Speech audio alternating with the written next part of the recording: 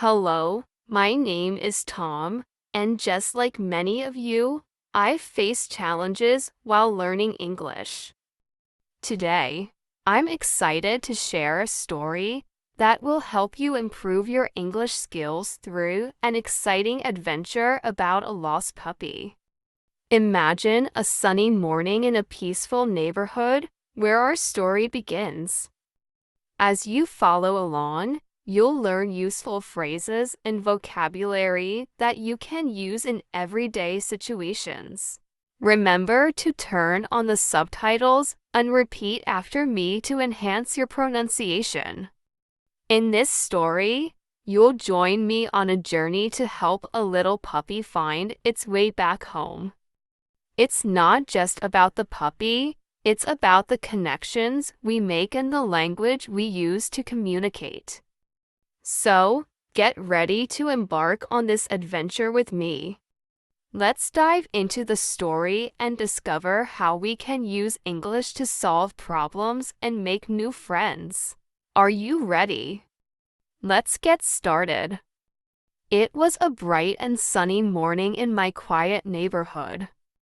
The birds were chirping, and the gentle breeze rustled the leaves on the trees. As I strolled down the familiar streets, I felt a sense of calm and peace. Suddenly, a soft whimper caught my attention. I turned around and saw a small, fluffy puppy sitting by the sidewalk, looking lost and confused. Its big, brown eyes seemed to plead for help.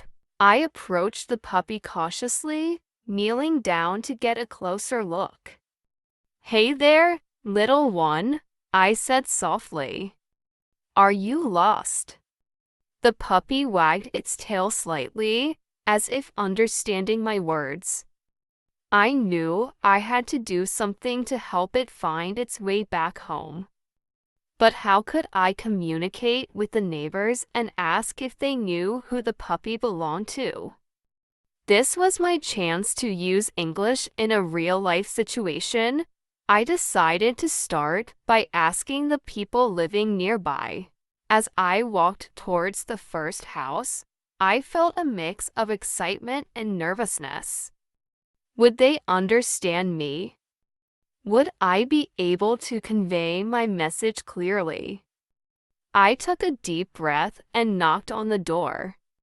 A friendly-looking woman answered, and I greeted her with a smile.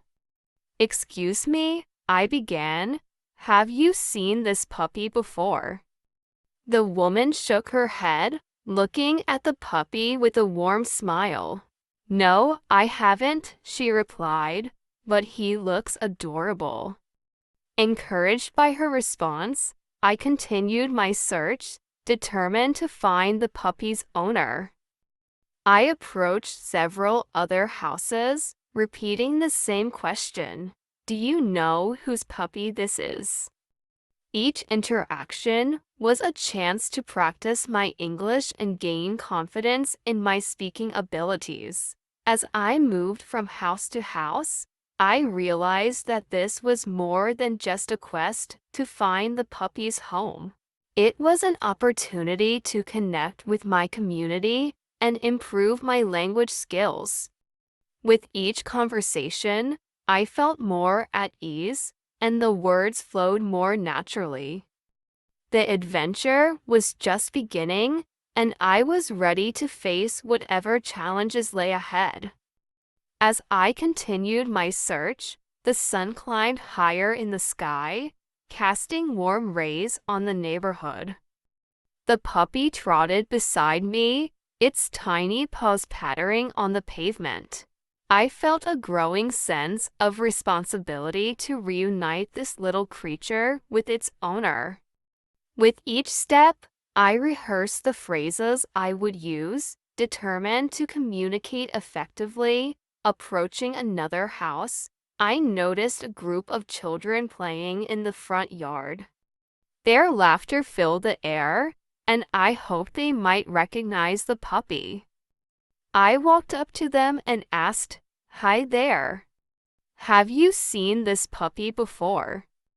The children gathered around, petting the puppy and giggling at its playful antics. One of the older kids shook his head and said, "No, but maybe Mrs. Thompson knows. She has lots of pets." Thanking them for their suggestion, I headed towards Mrs. Thompson's house, feeling a renewed sense of hope. As I approached her door, I practiced my introduction once more. When she answered, I greeted her warmly, "Hello, Mrs. Thompson. I'm trying to find the owner of this lost puppy. Do you happen to know whose it might be?" Mrs. Thompson peered at the puppy through her glasses, her face lighting up with recognition. "Oh, I think I've seen this little one before. It belongs to the Johnsons down the street," she exclaimed. Relief washed over me as she provided directions to their house. I thanked her profusely and set off with the puppy in tow. Walking towards the Johnsons' house, I felt a sense of accomplishment.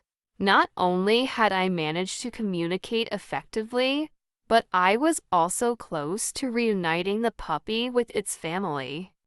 As I approached their door, I noticed a young girl peering out the window. Her eyes widened with joy when she saw the puppy. I knocked on the door, and the girl flung it open, rushing out to scoop the puppy into her arms. "Max, you found him!" she exclaimed, her face beaming with happiness. Her mother appeared at the door, gratitude evident in her eyes. "Thank you so much for bringing Max back to us," she said warmly. "We were so worried," I smiled, feeling a sense of fulfillment. "It was my pleasure," I replied. "I'm glad I could help." As I turned to leave, the girl waved goodbye, and I felt a newfound confidence in my ability to use English in real-life situations. This adventure had taught me more than just language skills. It had shown me the power of communication and the connections we can make through simple acts of kindness. As I walked back home, I reflected on the day's events, grateful for the opportunity to learn and grow. Reflecting on the day's adventure, I realized how valuable the experience had been for improving my English skills. Let's take a closer look at some of the key phrases and expressions I used during my search for the puppy's owner. Understanding these can help you in similar situations. One of the most useful phrases was "excuse me," which I used to politely get someone's attention.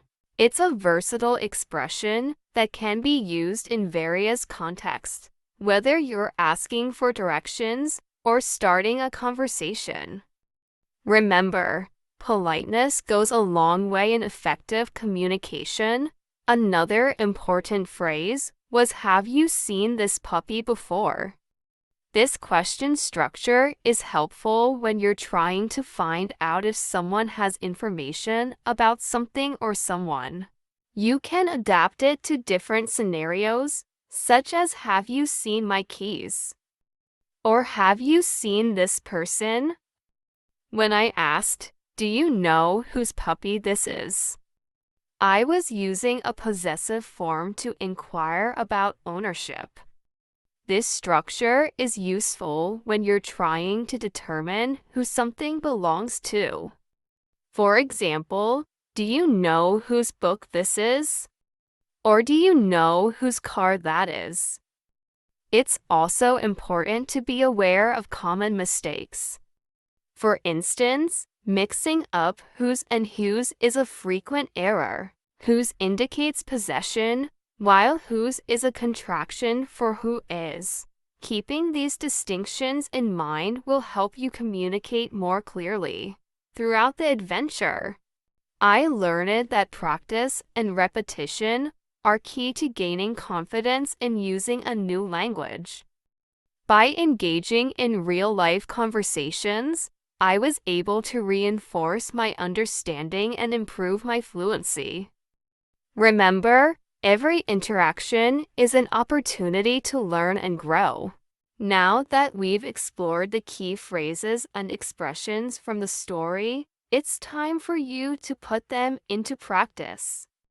Engaging in interactive activities will help solidify your understanding and boost your confidence in using English. Imagine you're in a similar situation where you found a lost item, like a wallet or a set of keys. How would you approach someone to ask if they recognize it? Let's try using the phrases we've learned. You can start by saying, "Excuse me, have you seen this wallet before?" Or do you know whose keys these are? Take a moment to practice these questions out loud. Repetition is crucial, so don't hesitate to say them multiple times until you feel comfortable. If you're watching this video with a friend, take turns asking and answering these questions to simulate a real conversation. Now let's add a twist. What if someone responds positively, saying, "Yes, I have seen it before"? How would you continue the conversation? You might say, "Great. Can you tell me more about it?" Or do you know where I can find the owner? Feel free to write your responses in the comments section below. Sharing your practice sentences can help reinforce your learning and provide an opportunity for feedback. Remember, making mistakes is part of the learning process, so don't be afraid to try. To further enhance your skills, consider creating your own scenarios where you can use these phrases. Whether it's asking for directions, inquiring about a lost item, or simply starting a conversation, the more you practice, the more natural it will become. As we wrap up this adventure, let's take a moment to reflect on what we've learned. Today, you discovered how to use English to offer help and ask questions in real-life situations.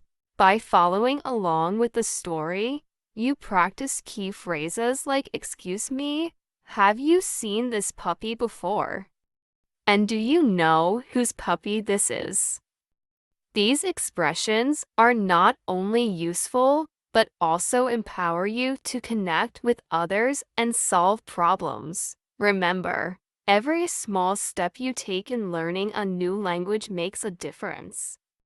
Just like I was able to help reunite the lost puppy with its family, you too can achieve your goals with persistence and practice. Keep challenging yourself, and don't be discouraged by mistakes. They're valuable learning opportunities. If you enjoyed this story and found it helpful, consider subscribing to the channel for more engaging stories and language lessons. Together, we'll continue to explore new adventures and expand our English skills. Thank you for joining me on this journey, and I look forward to seeing you in the next story.